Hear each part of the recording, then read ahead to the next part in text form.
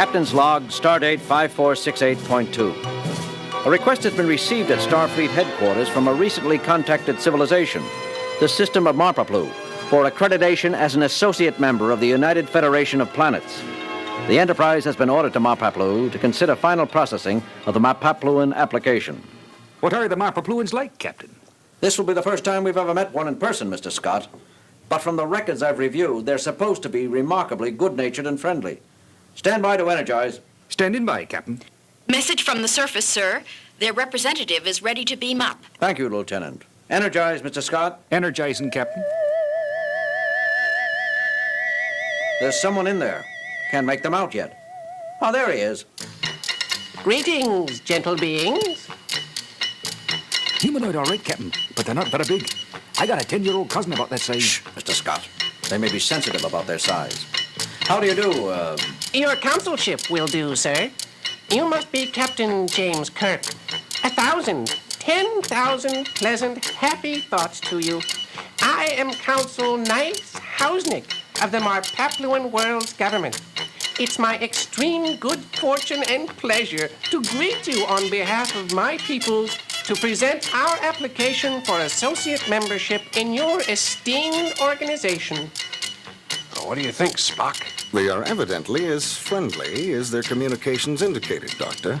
I'd say the Marpapluans will be a good addition to the Federation. I extend the good wishes and greetings of my government to all the citizens of Marpaplu and welcome you, Consul Hausnick, aboard the Enterprise. Would you like to see what your world looks like on a Federation cruiser scanner? Oh, yes, of course I would. This way, then. Mr. Spock, Dr. McCoy, if you'll accompany us to the bridge.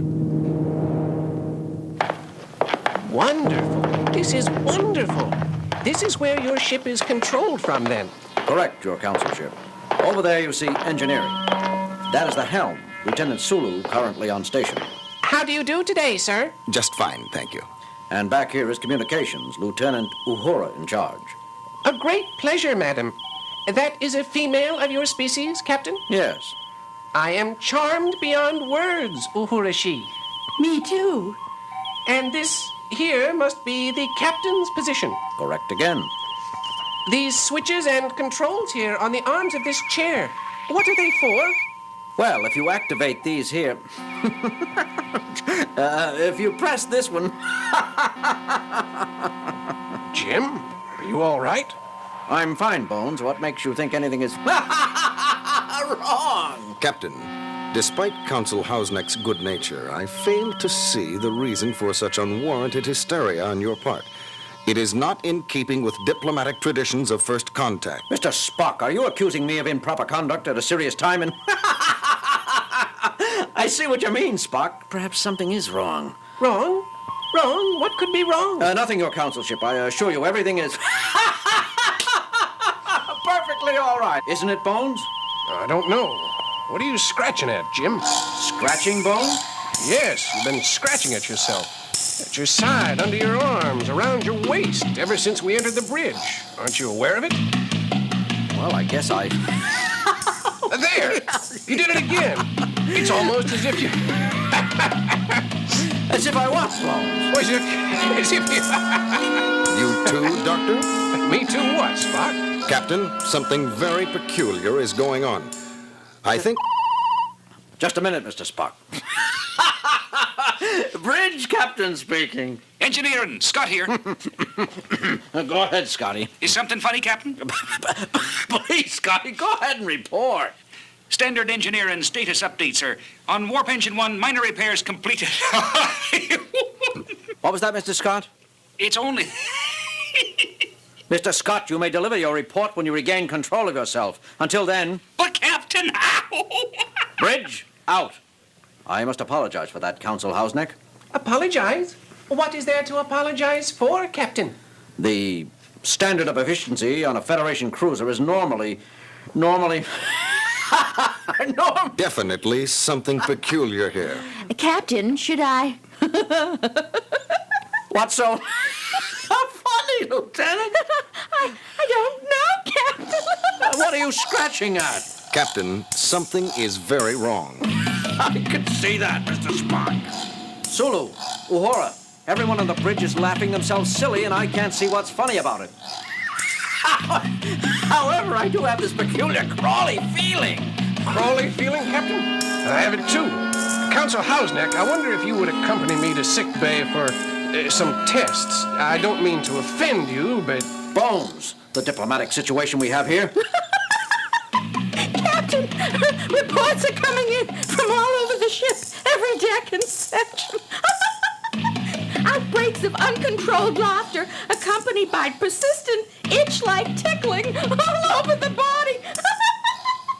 Several sections already report that their operating efficiency has been affected by the mounting hysteria.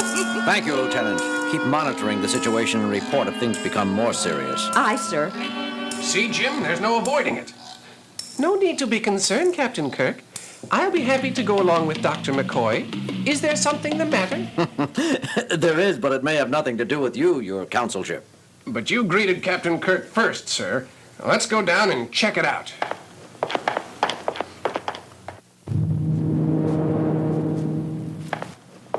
You found something, Doctor? I think so, Spock. Come over and have a look through the microscope, Captain. It looks like hundreds of tiny bugs, Bones. That's exactly what they are, Jim.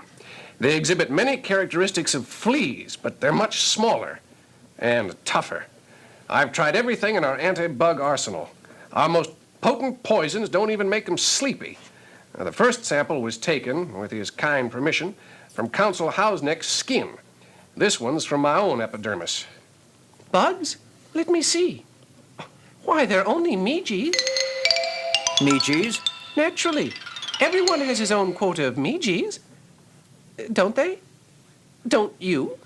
I am sorry to have to inform you, Consul Hausneck, that meeges appear to be unique to Marpaplu. Oh, dear. Oh, dear, oh, dear, oh, dear. We've always had meeges, so we've always assumed everyone had meeges. Well, everyone on board has them now. And while I'm sure you'll get along fine with your meeges, your consulship, we have no desire to share them with your people. This laughter is physically dangerous. Some of us are already so weak we're in danger of laughing ourselves to death. Just because meeges seem to tickle rather than bite, that makes them no less dangerous to us. Oh, sorry, sorry, sorry. I am, had we known. Yes, but you didn't. It's too late now. The entire ship has been affected. Don't your meeges ever trouble you? I don't see you scratching them. Scratch? But why? Our meeges never move about nervously on us. We keep them quite happy. Meeges thrive on happy thoughts. If you will think only happy thinking, they will stop moving about on your bodies and trying to make you happy. So that's it. The meeges are emotional parasites feeding on the contentment of their hosts. Wonderful. But how can I think happy thoughts when I'm getting madder and madder? See, Captain, the angrier you are, the harder the meeges move, tickle, trying to force you into a happy mood. Even a well-meaning parasite is still a parasite. Consul Hausneck, why not rid yourselves of these meeges? Why would anyone want to rid themselves of meeges? Because they're driving us crazy. But the meeges ensure that our people think only satisfied thoughts. True, this may have held us back in certain areas of our development, but we have no wars, no crime. I'm sorry, your consulship, but I'm afraid it's too late for us to adapt to the meeges' way of living. For better or worse, we're stuck with our emotions. With exceptions. Yes. Now, if you'll just tell us what to use to get rid of meeges. I'm sorry, Captain Kirk, but we discovered long ago that meeges are immune to every known type of spray, antibiotic, and poison. That's one reason we've learned to live with them. We've had to. But of course, we like it now. There are one or two poisons strong enough to kill meeges. Unfortunately, they also kill the meeges' host. And when he dies, the meeges migrate to a new person. Bones, you're sure we've nothing that will kill them? That's as Counselor Hausneck said, Jim. I've got samples of 235 different chemicals for use on parasitic pests. I have to report that there are 235 different chemicals which meeges are immune to. There are certain things which will work. For example? Spraying them with hydrochloric acid. I think we'll pass that one up, Bones. And that was the mildest successful treatment I could come up with. But we've got to come up with something. Soon it's going to become impossible to operate the Enterprise properly with everyone rolling on the deck in stitches. I'm sorry, Jim. I've tried everything in the antidote banks, and records offers no hope of finding something effective. Sorrowful I am. It's not your fault, Counselor. What is it, Scotty? I've had it, Captain. Half of my second shift is strapped in their bunks, shaking themselves apart with amusement. The other shifts aren't much better off. I cannot monitor the engines properly. The ship's general functions are going to pieces. Captain, I don't know what to do anymore. It's all so hopeless. I know, Scotty. How do you fight a microscopic joke? I don't know what to do. I'm at my wit's end. Take it easy, Scotty. Everything will be all right in the end. Possibly. If we assume it will not. What do you mean, Spock? You will notice that Mr. Scott is neither laughing nor scratching at himself, Dr. McCoy. Don't try to cheer me up, Mr. Spock. It's good of you, but I tell you, I haven't been this depressed since... Here, Dr. McCoy, what are you doing? Just taking a little skin sample, Mr. Scott. Don't pay any attention to me. You were saying? It's just that I haven't seen such a sorry state of affairs in engineering since I entered the service. People laughing themselves sick over nothing. The mistakes they make in reading simple gauges, it's enough to make a man cry. Excuse us a minute, Scotty. Jim, Spock, take a look at this. Don't stop, Scotty. We're still listening. It looks like the Meeges, but they've stopped moving. They're dead. But how? Why? Scotty, Yes, Captain. have you exposed yourself to any strong radiation since the counselor came on board? Why, no, sir. Nothing like that. Why do you ask? You haven't worked in an irradiated chamber or handled any radiant materials? No, Captain. Only my usual duties. And they're definitely dead, Bones. I just don't understand how. Wait a minute, Jim. Counsel Hausnick, you confirmed that the Meeges were emotional parasites. You said they feed on happy thoughts and pleasant musings. That is correct, McCoy Doctor, sir, but... Now, don't you see, Jim, that's it. Mr. Scott's been so depressed and saddened from the beginning of the epidemic that his sadness overwhelmed his Meeges. He starved them to death for lack of laughter. Bones, I think you're right. You must be right. Captain, I didn't understand. That's okay, Scotty. Just keep on being miserable. Now hear this, all hands. This is the captain speaking. The plague of laughter which has infected the Enterprise is caused by a tiny bug called a Meege, brought up from the world below us. These invaders can be destroyed. They feed on laughter. Everyone is therefore directed to think only sad, unhappy thoughts. This is an order. Think of something terribly depressing, an illness in your family, a sad incident from your childhood, anything which will make you want to cry. You know, Bones, that was the saddest order I've ever had to give. I realize that, Jim. It makes me want to cry, too. You two, stop it. You're only depressing me further.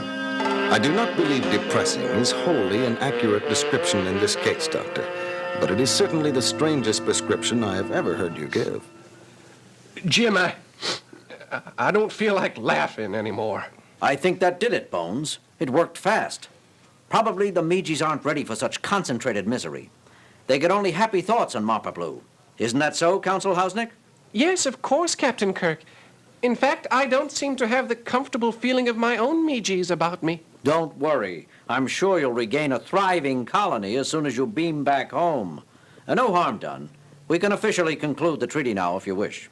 Indeed I do, Captain. But let us hurry. I feel deserted without Meeges. We'll hurry, but there's one provision that must be added to the treaty. Captain's Log Supplemental.